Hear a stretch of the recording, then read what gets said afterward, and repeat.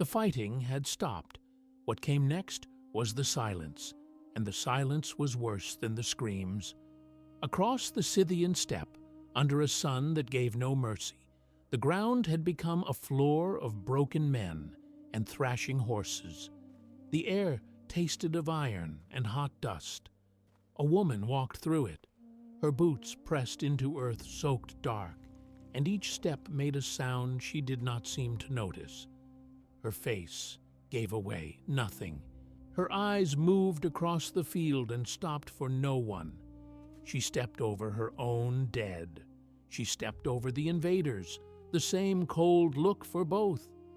She was not counting the fallen, she was searching. Her guards trailed behind her, silent, watching her back.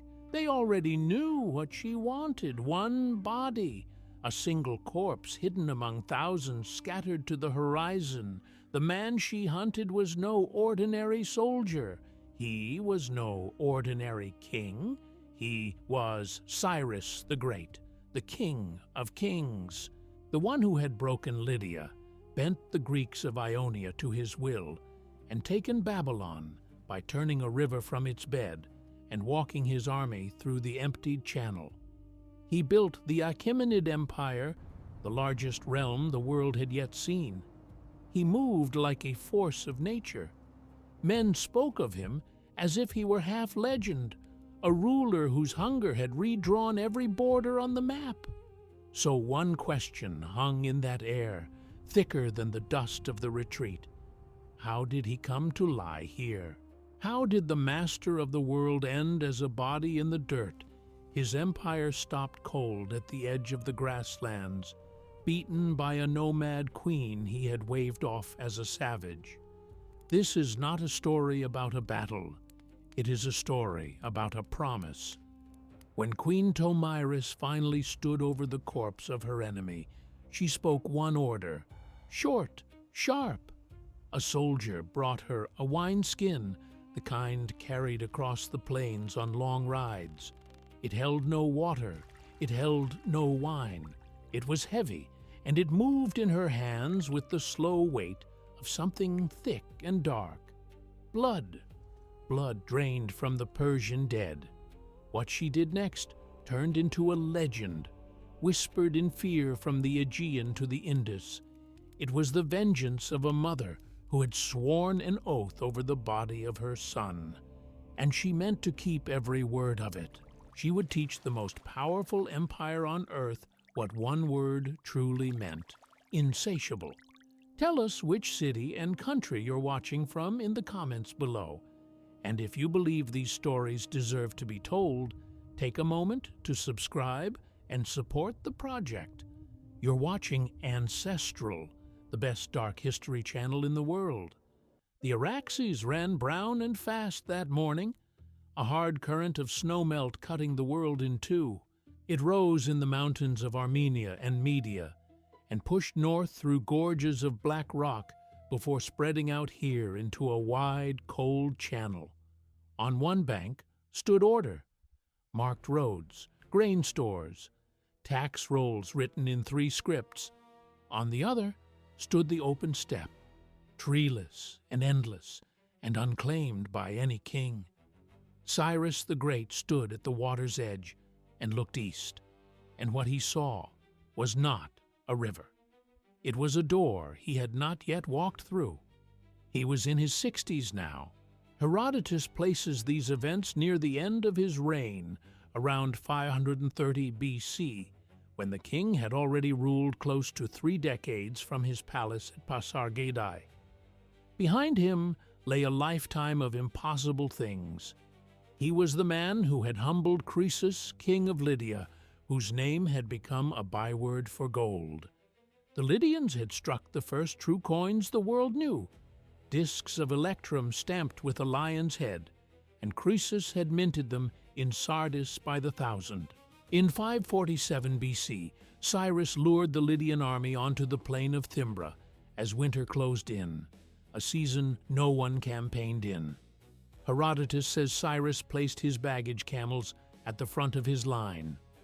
The Lydian horses had never smelled a camel before. They panicked. and bolted, and the cavalry that was Croesus's pride broke before the fighting even began. Croesus pulled back behind the walls of Sardis, walls his people swore no army could climb. Cyrus offered a reward to the first man over. A Persian soldier named Hyrides watched a Lydian sentry climb down an unguarded crag to fetch a fallen helmet. He watched, and he learned the path. His soldiers went up it in single file. Sardis fell in 14 days. The Golden King was dragged to a pyre to burn. The flames were already lit when Cyrus, moved or curious, ordered him pulled down. Croesus became a prisoner, then an advisor, a trophy that could still speak. After Lydia came the Greek cities of the coast, Miletus, Ephesus, Halicarnassus, old centers of trade and thought, and one by one they bent the knee. His general Harpagus took them by building earthworks against their walls until the ramparts fell. The people of Phocia and Teos could not bear it. Whole towns loaded their families onto ships and sailed away rather than live as subjects. Those who stayed begged Sparta for help. The Spartans were proud and slow and sent no army. They sent one man, an envoy named Locrines, with a warning: harm no Greek city. Cyrus listened, then asked the men beside him who these Spartans were. He had never heard the name. He told them these were people who gathered in a marketplace to cheat one another with oaths, and that if he stayed healthy, they would soon have troubles of their own to speak of. The Ionian cities were swallowed whole. Their silver flowed into Persian vaults. Their sons marched under Persian banners. They stopped being Greek.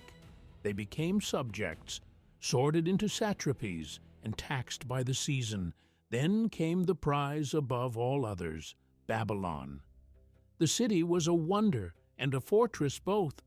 Its outer walls were wide enough, Herodotus wrote, to turn a 4-horse chariot along the top. 100 gates of bronze pierced them. The Euphrates ran through its center under great bridges, feeding it water without end, and its people believed that made them eternal. Inside stood the ziggurat of Achaemenid, rising in stages toward the sky, and the temple of Marduk, with its statue of solid gold. King Nabonidus had spent years away in the desert at Tema, and left his son Belshazzar to hold the city. On the night the Persians came, the Babylonian court was feasting. The book of Daniel remembers a handwriting on the wall while the wine went round. No army in the world, they thought, could get past those walls. They did not understand the man outside their gates. Cyrus never touched the walls. He went after the river. Upstream, out of sight, his general Gobryas and his engineers cut deep channels and bled the Euphrates into a marshy lake that an earlier queen had once dug. Inside the city, the people drank and sang, and the water beneath their bridges dropped. It sank to a stream no deeper than a man's thigh. In the dark, the Persian army did not batter the gates. They walked in along the wet riverbed, single file, mud sucking at their boots. Past river gates the Babylonians had left open in their careless feasting. Belshazzar died that night. Babylon fell in October of 539 BC without a battle. Cyrus entered soon after and let the people keep their gods. He wrote it down on a clay cylinder in the old tongue, calling himself the king chosen by Marduk to set the city right. The eternal city belonged to him. 3 empires, the largest stretch of land any one man had ever ruled, from the Aegean coast to the edge of India. King of kings, liberator, the chosen of Marduk. The Jews he freed from Babylon would call him a shepherd and an anointed one in their scriptures, and he sent them home to rebuild their temple in Jerusalem. But an empire is an animal, and the animal is always hungry. It has to be fed. Standing on the bank of the Araxes, Cyrus felt the old ache stir in him again. Across the water lay the country of the Massagetae, the last square on the board. They were a people of the horse and the sun, nomads who lived and died in the open grass of Central Asia, in the country beyond the Caspian, where the wind never stopped moving. No stone cities to hide behind. Their homes rolled on wheels, felt tents lashed to wagons that followed the herds. Their border was the horizon. Herodotus, who set their story down, called them fierce and free, and said some counted them a Scythian people. They fought from horseback with bows of horn that could drive an arrow through bronze. On foot they carried spears and axes of copper, for they had gold and bronze in plenty, but no iron and no silver. They plated their breastplates with bronze, and their bridles with gold. They wore gold at the belt, and gold on their headdresses. They did not pray to a crowd of gods. They prayed to one thing only, the sun. And to the sun they gave the fastest creature they owned. They sacrificed horses, because they held that the swiftest of all mortals must be given to the swiftest of all gods. Herodotus recorded their harder customs too. When a man grew old, his family gathered, killed him along with cattle, boiled the flesh together, and ate it as a feast. To die that way was the best of ends. To die of sickness was a waste, and such a body was only buried, with grief that it had not ripened for the pot. Their bows they fired from the saddle at full gallop, wheeling and loosing and never standing still. The wind and the empty land had made them hard in ways a Persian courtier could not imagine, and they were ruled by someone as hard as the ground under their feet. Her name was Tomyris. She was a widow. The old king, her husband, was in the ground. She did not rule as a placeholder for a boy. She ruled in her own right, the sole keeper of her people's freedom, the will to resist made flesh. She had watched Cyrus eat the world to her south and west. She knew the pattern. She knew that the friendship of the Persian king was the first knot in a slave's rope. So, when his envoys rode into her camp, threading between the wagons with the herds lowing around them, she was not surprised. She was not afraid either. The message they carried was poison dressed as honor. Cyrus the Great, king of Persia, offered his hand to Tomyris, queen of the Massagetae. He wished to join their two peoples. He offered her a seat beside him, queen of the greatest empire on earth. It was a flawless trap. Say yes, and her kingdom would be absorbed without one dead man. She would become one wife among many, in a court where the great king kept a harem and a chain of subject princesses. Her people would become one province among dozens, another line on a tribute list. Her power would simply evaporate. Her son, the Prince Spargapises, would watch his inheritance vanish into a foreign palace. Her horsemen would be handed spears and sent to die for Persia in some distant land they had never seen. Say no, and she became the aggressor. She would be the one who spat on peace, who insulted the great king. That gave Cyrus everything he needed: a reason to invade, a story where his war of conquest became a righteous lesson taught to an arrogant savage. Tomyris looked at the offer and saw straight through it. Herodotus tells us she knew Cyrus was wooing not herself, but the kingdom of the Massagetae. Her answer was short and cold. She refused. She told the envoys their master did not want a wife. He wanted a throne, and hers was not for sale. The refusal was not a private insult. It was war spoken aloud. Cyrus dropped the diplomacy in an instant.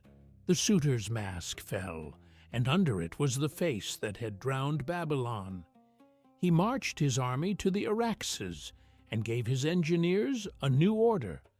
Build a bridge, not a temporary line of pontoons thrown across for a raid, a permanent thing. Boats lashed together into a road, with towers raised on the ferry boats moored in the current, an artery to pump his invasion straight into the heart of the steppe. These were the same engineers who had bent the Euphrates. They knew how to make a river obey. The work started at once. Hammers and saws rang out over the water, a steady beat rolling across to the far bank. Timber floated down, and men waded waist-deep to lash the hulls. Every plank they laid was a threat. Every rope they pulled tight was a promise of blood. Tomyris watched from the other side. She could have sent her horse archers down to the water to pick off the work crews, to bleed them slow with arrows from a distance. That was not her way. She was no skirmisher hiding in the reeds. She was a queen. She would answer this head-on. She sent a herald across, with words meant to seize control of everything that followed.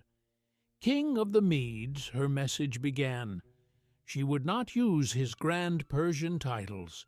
She named him by the smaller crown, the one his grandfather Astyages had worn before Cyrus rose up and took it on purpose, to remind him how new his greatness was. I advise you to abandon this enterprise, for you cannot know if in the end it will be to your advantage. Rule your own people, and try to bear the sight of me ruling mine. One last chance to turn around. She knew he would not take it, so she laid the war out for him. But if you are determined to risk a conflict with the Massagetae, then stop your present labors of bridging the river. We will withdraw 3 days' march from the bank, and you may cross unopposed. Or, if you prefer to fight on your own ground, do you withdraw a similar distance, and we will cross to you.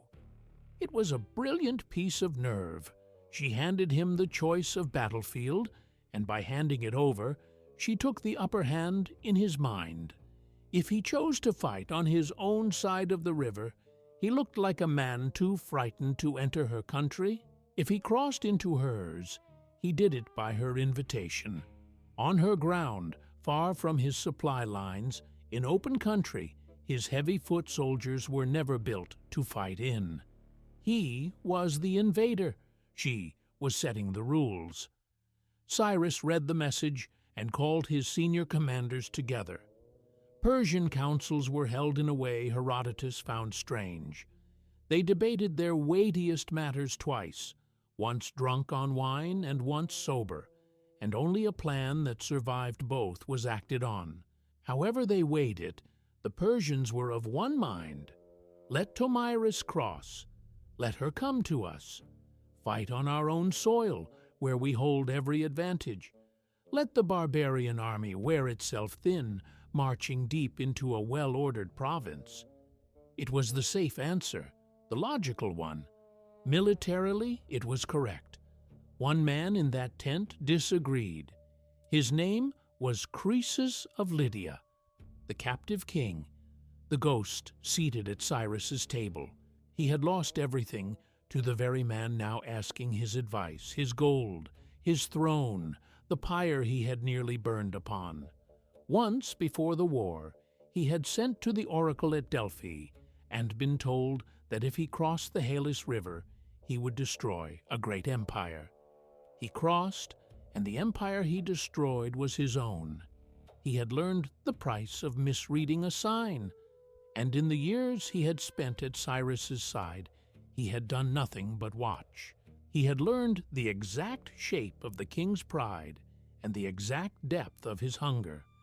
Now he stood before the council and offered a different road, a darker one. He started with the ego. "My lord," he said, "it would be an intolerable disgrace for Cyrus, son of Cambyses, to give ground before a woman."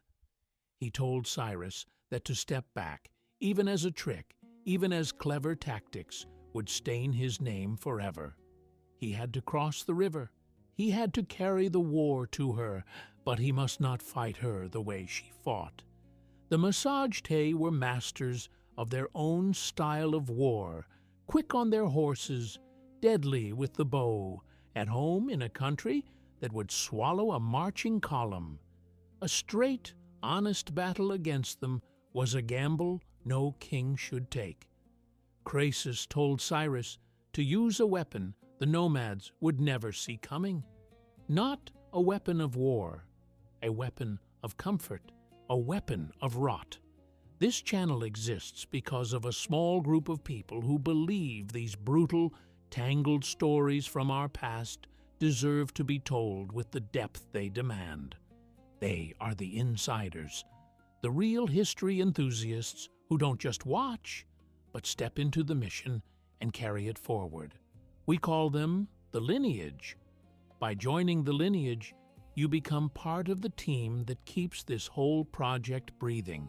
You are the reason we can keep making these deep investigations with no compromise, no shortcuts. In return, you get early access to every new documentary the moment it's finished. If you are one of us, if you feel that pull to walk into the darkest corners of our ancestral story, then I invite you to join our ranks. Click the join button below and become part of the lineage. You aren't just supporting a channel, you are preserving a history. Croesus's plan had nothing to do with strategy. It was treachery, plain and cold.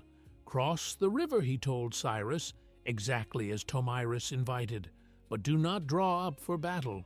Prepare a feast instead. Build a camp and pile it with every luxury the Persian baggage train could carry. Slaughter the finest sheep by the hundred. Set out bowls heaped with rich food, the roasted meats and honeyed dishes of the Persian court that the great king ate on campaign.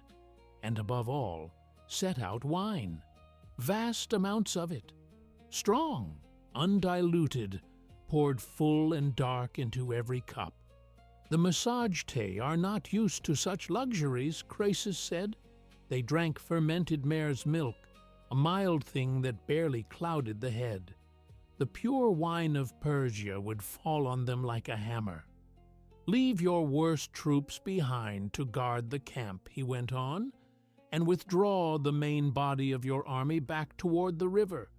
When they see the feast and overwhelm your token guard, they will fall upon it. And when they have drunk themselves into a stupor, you will have your victory. You will not conquer them with steel. You will conquer them with their own lack of discipline. It was a plan built entirely on contempt. It took for granted that the Massagetae were simple savages, that they would swarm a table of food and wine like children and drink themselves helpless. It had no honor in it anywhere. It was poison poured into the ear of a king who had started to believe the rules that bound other men no longer touched him. Cyrus listened to the prisoner. He waved his own generals to silence. That night, the story goes, he had a dream. He saw the eldest son of a Persian nobleman named Hystaspes with wings on his shoulders, one shadowing Asia and one shadowing Europe. The young man's name was Darius, and he was in the camp, still a boy of 20. Cyrus took the dream as a warning of treason and sent for the boy's father, ordering him back to Persia to watch him, never guessing the real meaning waiting years down the road. But that is another story, for another crown. For now the king pushed it aside. He crossed the Araxes over the bridge his engineers had built. He built the camp on the far side. The sheep were killed, the fires lit, the meat set out steaming in the cold steppe air, the wine poured to the brim in cup after cup. Before he left the water, Herodotus says he entrusted his son and heir Cambyses to Hystaspes and gave his last commands, as a man does who feels the edge of something coming. Then he pulled his best men back toward the river, leaving the weakest and least of his army behind to hold a table that was never meant to be held. And somewhere across the grass, riding hard toward that camp, a young prince named Spargapises did not yet know he was about to be the first man to walk into his own mother's war. The Persian army crossed the bridge under a sky the color of old ash. No one stopped them. No arrows came from the reeds. The far bank lay silent, exactly as Tomyris had sworn it would, the grass rolling out flat and empty until it touched the horizon. This was the country the Greeks placed beyond the last river, in the lands north and east of the Caspian, out past the final Persian outpost where no road had ever been cut and no tax collector had ever ridden. The soldiers moved with the calm of men who had never lost. They came from a dozen conquered nations, Medes and Persians and Lydians and Babylonians and Ionian Greeks pressed into the ranks, all folded into one machine of conquest, and to them this was one more field to be eaten. They crossed, and they waited for orders. The orders were strange. They were told not to form a line. They were told to build a camp, but it was no fort. There were no ditches, no stakes, no ranks of shields set to face the open steppe. It was a stage. They raised tents dyed the purple and crimson of the great king's court, colors squeezed from sea snails and worth more than their weight in silver, colors most nomads had never seen worn by a living man. They threw thick carpets down over the dust, the knotted wool of the Persian looms. They emptied the wagons, and out of them came no siege towers, no rams, only food. Whole sheep turned on spits over open fires, the fat spitting and hissing into the flames, the smell of roasting meat drifting for miles on the steppe wind. They stacked platters with bread and honeyed cakes and fruit hauled up from the warm south, dishes a horse archer of the grasslands would not know the name of. The Persians were famous for their tables. Herodotus wrote that they thought the Greeks left the dinner still hungry, since the Greeks brought out nothing worth mentioning after the main course, while a Persian feast ran on through course after course, sweet after sweet. He also wrote that the Persians were the readiest of all men to adopt foreign luxuries, that they took the couch and the fine dress from the Midas and the boy love from the Greeks. Here every course was set out at once, a wall of plenty on the empty plain, every foreign luxury the empire had ever swallowed laid out as bait, and in the middle of it they set the true weapon. Enormous clay craters, mixing bowls wide as cauldrons, filled to the lip with wine so dark it looked almost black in the fading light. Both the Persians and the Greeks watered their wine. Always. The Greeks mixed it 2 parts water to 1 of wine, sometimes 3, and a man who drank it neat was thought a barbarian or a drunkard bound for ruin. Herodotus even claimed the Spartan king Cleomenes lost his mind and died raving because he had learned to drink his wine unmixed from the Scythians, and that from then on the Spartans, when they wanted stronger drink, would call for it Scythian fashion. This wine was left pure on purpose, a poison dressed as a gift. The trap set, Cyrus gave the word. The core of his army pulled out.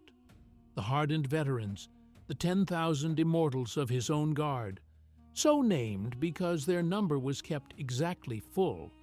A dead man or a sick one replaced the same day, so the count never dropped below 10,000. They carried spears with silver pomegranates on the butt, the officers' spears tipped with gold, and they were reckoned the finest infantry in the world. They drew back toward the river and vanished into the low ground and the broken banks. Behind them, they left the weakest men in the army. the worthless ones, the sick, the raw recruits, the bait. Their orders were plain. If the Massagetae came, put up a short fight, an unconvincing one, and then run. Their lives mattered less than the lie. So the camp sat alone on the plain, glittering, undefended, a thing that had no business existing. It waited. A snare has all the patience in the world. It did not wait long. Dust rose on the horizon. Riders. At their head came Prince Spargapises, son of Tomyris, leading a third of his mother's army as the vanguard. Light horsemen, archers who had learned the bow before they learned to walk. The same men whose sudden strikes had made settled kings sleep badly for generations. Their grandfathers had ridden down into Media and Assyria a century before and burned what they pleased, and the memory of that terror still lived in the courts to the south. They came in carefully, arrows knocked, eyes moving, expecting a hidden line to rise up and meet them. They saw a handful of guards. They saw those absurd tents. It made no sense to them. They charged anyway. The fight went exactly as Croesus had drawn it. Short, pathetic, believable.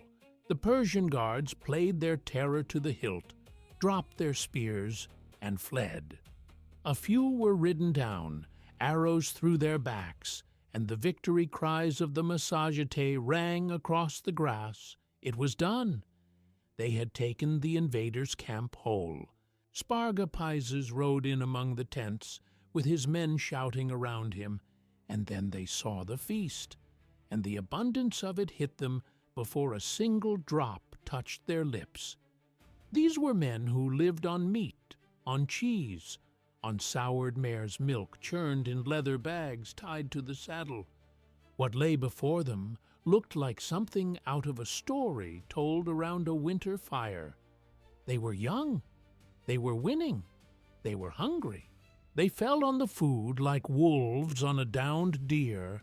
Then they found the wine. They dipped their cups into the craters.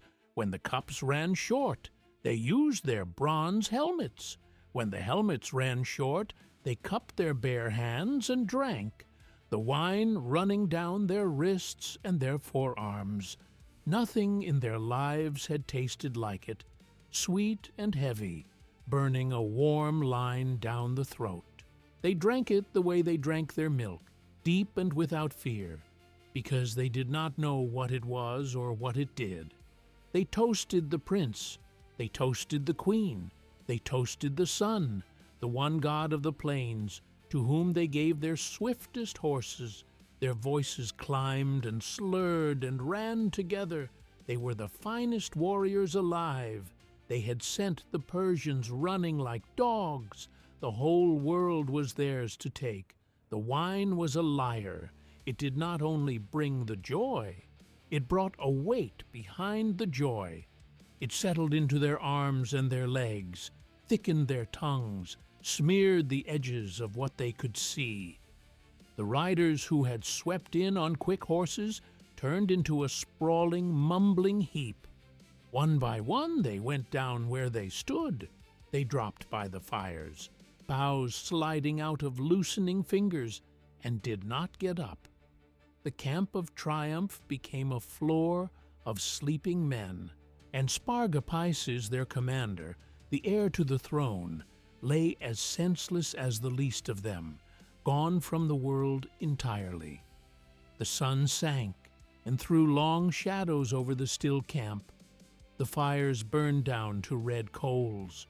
The wind off the steppe cooled and carried the smell of wine and cold mutton fat. And out of the shadows came the real army. Cyrus rode back at the head of his best troops.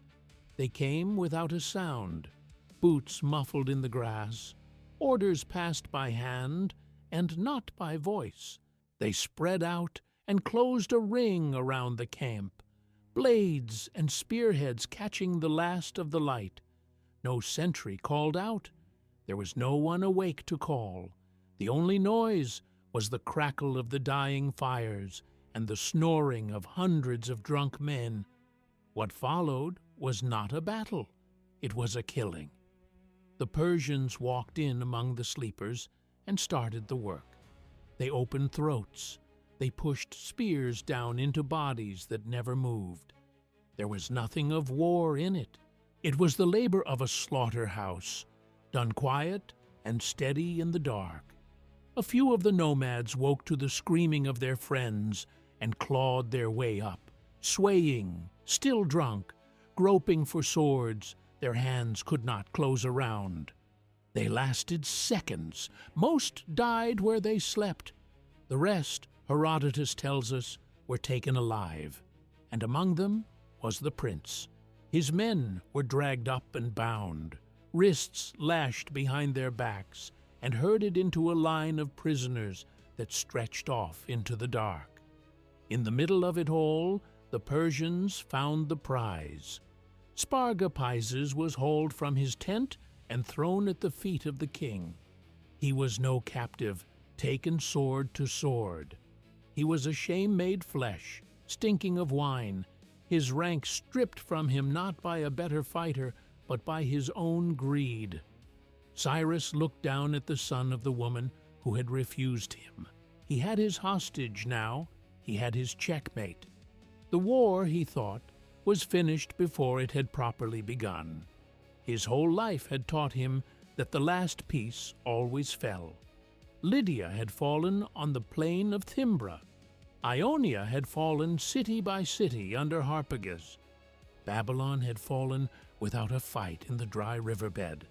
Astyages the Mede, his own grandfather, had fallen when his own army handed him over in chains rather than fight for him. Why should a woman on the grass be any different?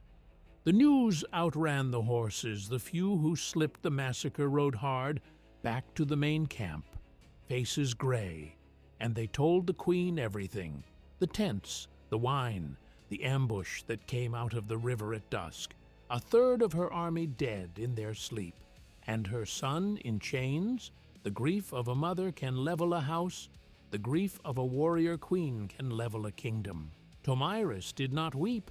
Her sorrow went straight past tears and hardened into a rage with no other feeling left in it.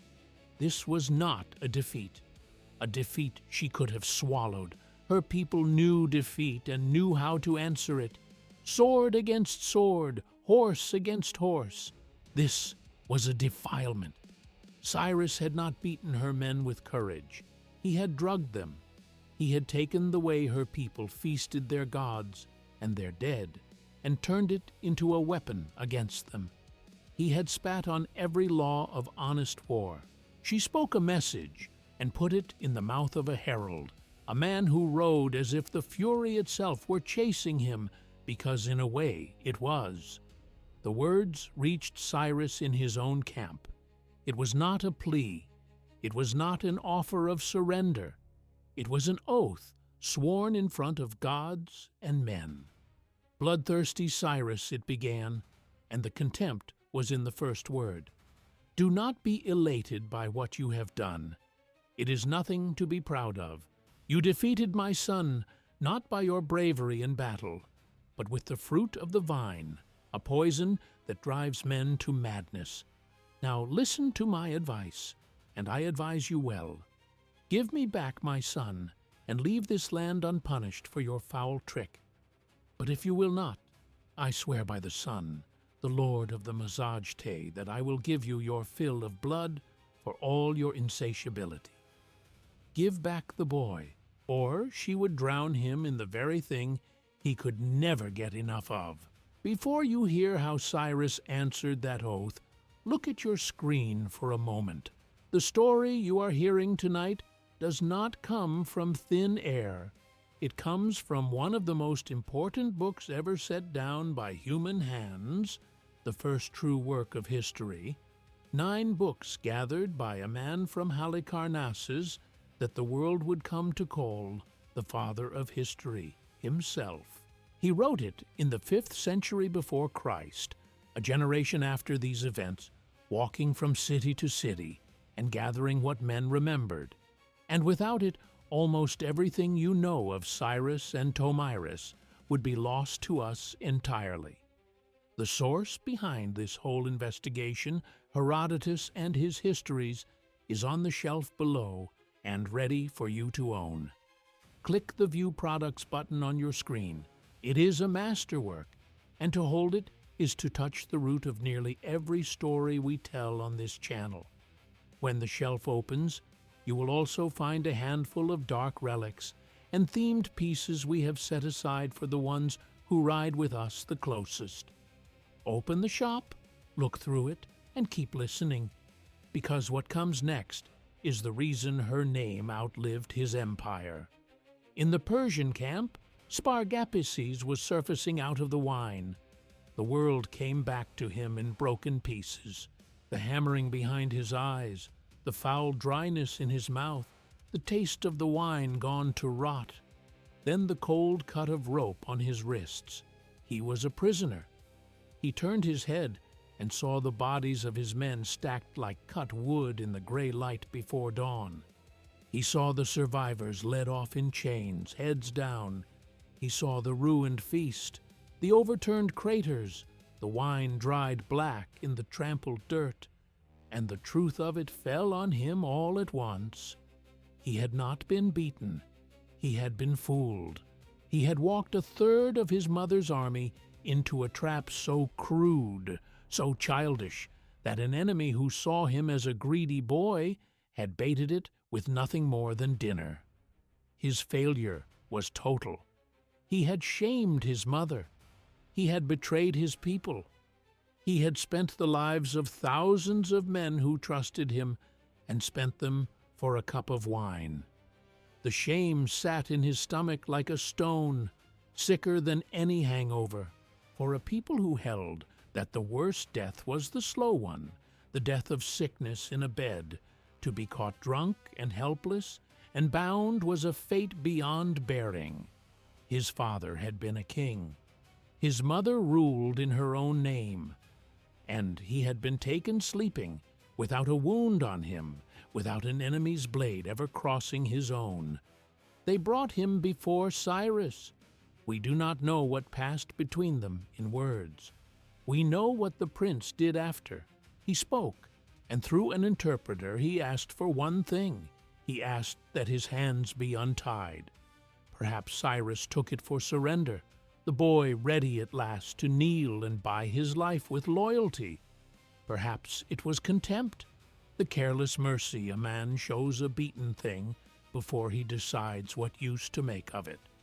A living prince was a lever against a grieving queen, worth more breathing than dead, and Cyrus had spent his whole life turning captured kings into tools.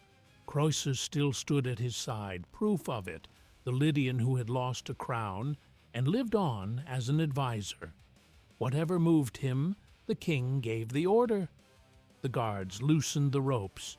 The instant his hands were his own again, Spargapises moved. He did not lunge at Cyrus. He did not run for the dark, for there was no dark left to run to, and he knew it. But there was one road out still open, one way past the weight crushing his chest. He drew the Achaemenid, the short curved dagger the Scythian peoples wore belted at the hip, the blade no one had thought to take from him. And before a single guard could reach him, he drove it into his own heart. The son of Tomyris, heir to the throne of the Massagetae, died in the dirt of his enemy's camp, with his own blood soaking into the ground beside the dried black wine. His last act was not aimed at Cyrus. It was a sentence passed on himself, judged and carried out by his own hand. He would not be the chain around his mother's neck. He would not be the reason she laid down her spear or unswore her oath. In the only way left to him, he set her free to fight, without a hostage held over her. The word was carried back across the grass to his mother. Her son was dead. He had died by his own blade, rather than live as Cyrus's leverage over her. The one card the king thought he held had cut its own throat.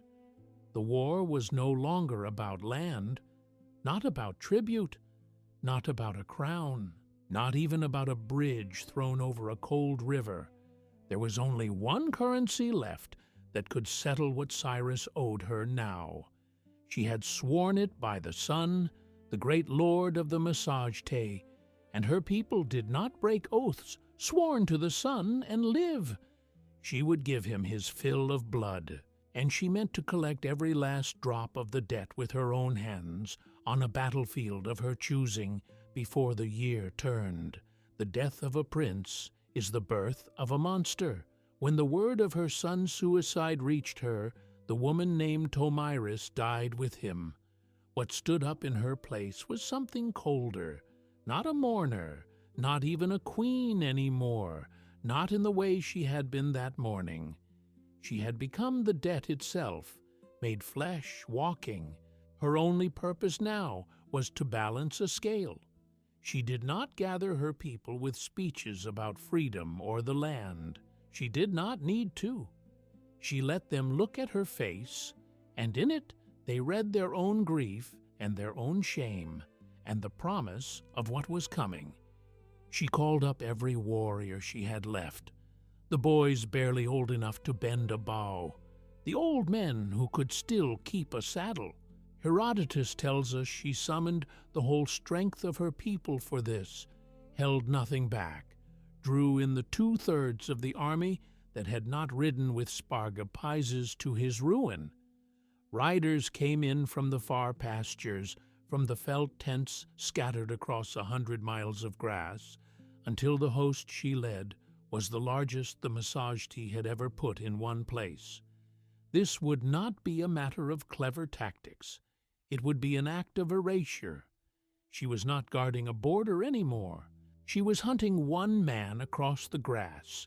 She led them out onto the steppe, a wall of horsemen a mile wide, and she found Cyrus waiting. He had not run. He made no move to pull back across the river he had bridged. His pride would not let him. He was Cyrus the Great, and he did not retreat from a woman on a horse.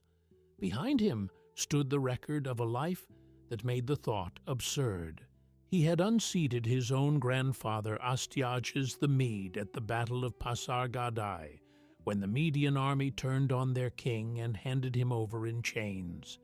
He had burned Croesus of Lydia off his golden throne. He had walked into Babylon on a dry riverbed while its king feasted. He looked at the army of the Massagetae spreading across the plain and saw what he expected to see: a mob, a horde driven by feeling, wild and unstrung, ready to shatter itself against trained men and good steel. He set his infantry in the center, a solid block of shields and spears, the men who had held the line from Anatolia to the walls of Babylon. He put his cavalry on the wings. He kept his immortals close, the 10,000 whose number never dropped. It was the formation that had never once failed him. He waited for the wild charge. He waited for them to break themselves open on his front rank. He did not understand what was riding toward him. Not fury, focus, cold and narrow and aimed. The battle began with the sky.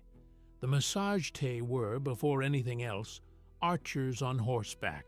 At a signal, tens of thousands of them drew their composite bows of horn and wood and sinew, the bows that could send a shaft through bronze. For one breath, the whole plain went still. Bowstrings pulled back to the ear, then the air tore. The sound was a wind through a burning forest. The first volley went up, and for a moment it darkened the sun. A shadow sweeping over the Persian ranks, a heartbeat before it came down. The arrows fell like hail with edges on it. They punched through linen and leather and the men behind them. The front rows of the Persian foot simply came apart, into splinters, and screaming and men clutching at shafts buried in their throats. And before that volley had finished its work, the second was already climbing. Then the third. There was no pause to fire back in.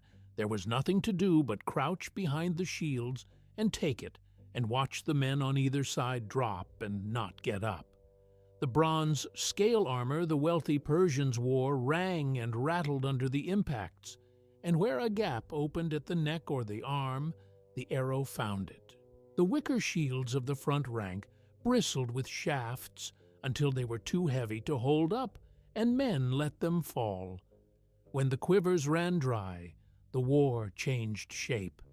The gap between the armies closed. The time of arrows was over. Now it was iron and muscle and how close you could get. Herodotus, who spoke to men whose grandfathers had stood on this ground, called it the hardest fight ever waged between two peoples who were not Greek. He said neither side would turn its back, and for a long while neither could tell which way the day would fall. He described it in stages, the arrows first, then the spears, and last the daggers when the spears were spent and broken. The two lines met with a noise like a mountain coming down. The Persian formation, the one that had held from the Aegean to the Euphrates, buckled. It bent under a ferocity that had nothing to do with pay or duty or the glory of a distant king. The nomads were not fighting for a throne's ambition. They were fighting for a dead prince and their own stripped honor. And men who fight for that do not stop when a trained soldier expects them to. They threw down the long spears and pulled their Achaemenid daggers and pressed in so tight that the Persian spearmen could not use their reach at all. The Massagetae fought with the copper battle-axe too, the Sagaris hooking shields down and splitting helmets. It fell apart into a churning mess of bodies, a killing yard, men hacking and stabbing in a fog of dust so thick they could barely tell friend from enemy, choking on it, slipping in what pooled underfoot. Horses without riders ran screaming through the press, trampling the wounded of both sides without preference. The gold on the nomads' belts and bridles caught the low light and flashed in the murk, so that even the dying carried their wealth into the dirt with them. And in the middle of that, the impossible thing happened. The Persian army broke, not all at once. First in small pockets where the line gave way, then in a spreading wave as the panic caught and ran. Men dropped their weapons and turned and ran for the river. The wings folded inward. The immortals died where they stood, because that was the price of their name, but even 10,000 of the best could not hold a line that was crumbling from both ends. And somewhere in that swirl of dust and flight and dying, Cyrus the Great was struck down, king of kings, chosen of Marduk, the man who had founded the largest empire the world had known. We do not know how it happened. No one wrote down his last moment. An arrow from far off? A spear driven in by a man who never learned whose life he had ended? A dagger in the neck, in the crush of the melee? It does not matter. The end was the same. The man who had seemed carved from something harder than other men lay in the dirt, and his mandate from the gods drained out of him into the same mud as any common soldier's. Herodotus records the year as roughly 530 BY. He writes that the greater part of the Persian army was destroyed there, and that Cyrus himself fell after ruling 29 years. His thirst was finished, the field was won. The Persians left alive were run down or fleeing for the water, harried the whole way by horsemen who gave no ground for mercy. Some reached the bridge and jammed it in their panic, trampling their own. Some drowned trying to cross the cold current without it, dragged under by their armor. But for Tomyris, the day's work was not done. She rode out onto the field. It had become a landscape of tangled dead and dropped weapons and horses screaming where they lay. The battle roar had faded into the low sound of men dying slowly, the moan and the wet cough of it running across the whole plain. Ravens were already dropping out of the dusk to settle on the ridges of the dead. She showed nothing on her face, no triumph, no relief. The oath was not yet paid. She gave one order, "Find him." Her warriors spread across the plain in the failing light. They turned bodies over. They looked into the faces of the Persian dead, one after another, and there were thousands of faces to look into. It was slow, grim work, done under a sun sinking red behind the grass. The cold was coming down with the dark, and the blood on the ground was already stiffening into black crusts. They stepped over their own fallen brothers and fathers to do it, eyes moving, searching for one man among the ruin. Somewhere on the far bank, if the story of the dream held any weight, young Darius, son of Hystaspes, was watching an empire lose its founder, and did not yet know the crown would one day pass through Cambyses and a usurper before it came to rest on his own head. A shout went up. They had him, the body of Cyrus the Great, stripped of its royal armor, already by looters who did not know or did not care whose corpse they robbed, one dead man among all the others on that field. They carried it to the queen and laid it at her feet. She got down from her horse. She stood over him a long while, looking at the face of the man who had killed her son, whose hunger had brought all this death onto her people. She felt no pity, no regret. She felt only the quiet click of a promise coming due. She gave the next order. A soldier brought her a wineskin, empty and dry, the leather cracked from the road. "Fill it," she said, "not with water, not with wine."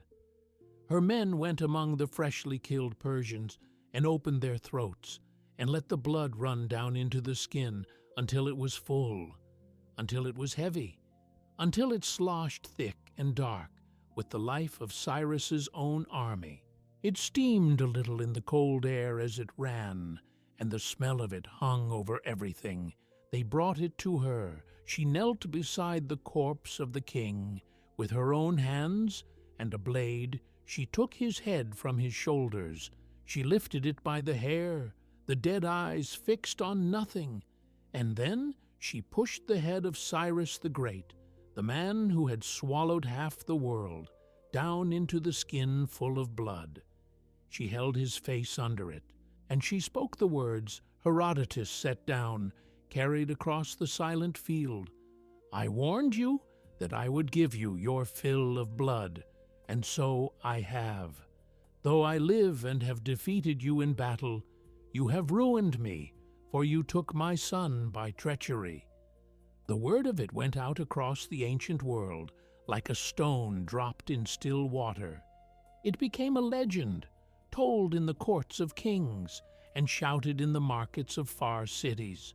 And it did work no army could have done. The Persian Empire under Cyrus's heirs never again made a real attempt on the Massagetae steppe. His son Cambyses turned the empire's hunger south instead into Egypt, and took Memphis in 525 BC and broke the pharaoh Psamtik at the Battle of Pelusium, as if the family had learned to fear the grass to the north. Darius did march against the European Scythians years later in 513 BC, crossing the Bosphorus and the Danube on bridges of boats, just as Cyrus had crossed the Araxes, and came home with nothing to show but an army worn thin by an enemy that would not stand and fight, burning its own grass and filling its own wells behind it.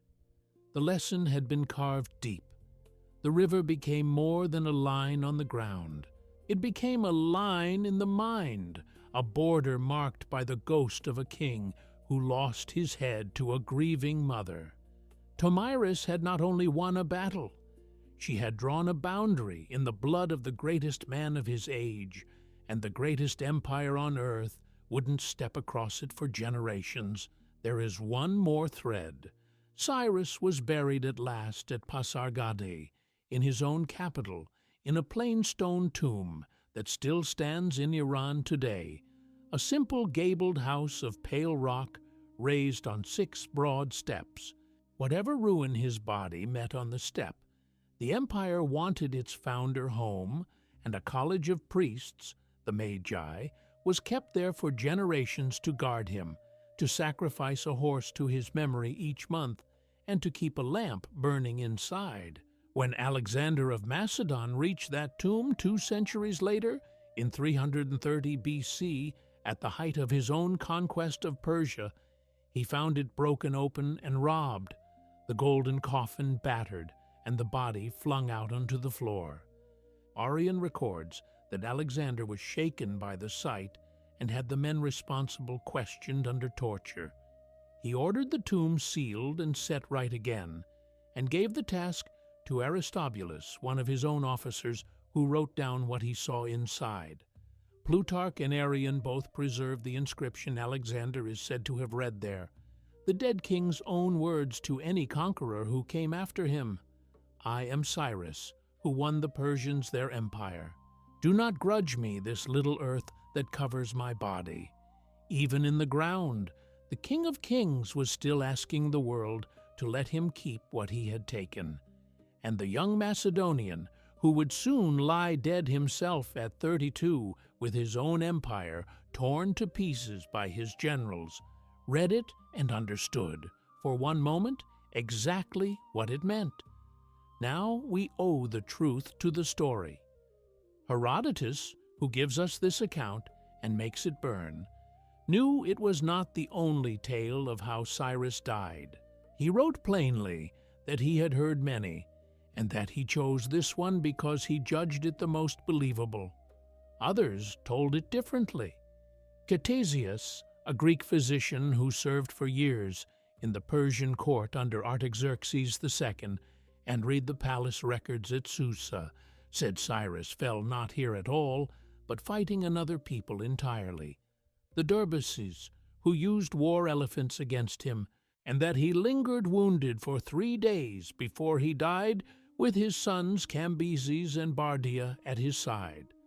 Xenophon, in his Cyropedia, gives the king the gentlest end of all, dying old and honored in his own bed, delivering a long, calm farewell to his sons about the soul and the duty of a ruler.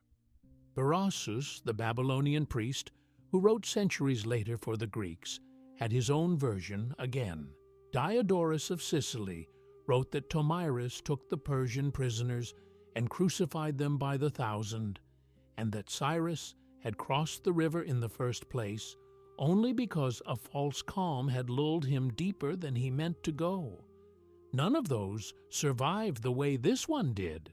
The story of Tomyris and the skin of blood was painted by Rubens on a vast canvas now hanging in Boston, worked into the histories of Rome, set into the medieval list of the 9 worthies, alongside the great queens of Scripture, retold across the centuries because its justice is too clean, too exact, too hard to forget. Dante placed her in his verse. It survived not because anyone can prove it happened word for word. It survived because it tells a truth larger than the facts. It is the story of an empire that finally found the edge of what it could take, and a queen who taught the most powerful man, alive, the one thing he had never learned, that a king bleeds like anyone else.